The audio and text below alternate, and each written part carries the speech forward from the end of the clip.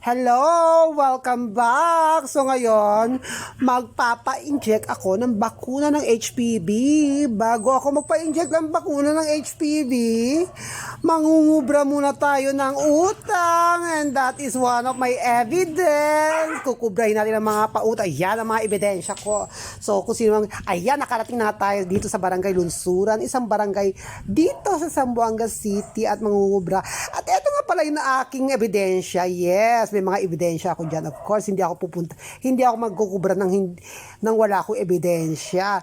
Yan na nga, hindi sumipot yung respondent. So, dumiretso na ako sa Zamboanga Doctors para makapagpa-inject ng bakuna laban sa STD at cancer.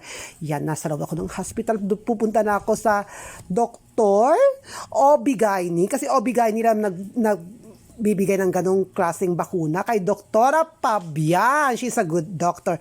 Yan na nga, binigyan ako ng reseta and we're done!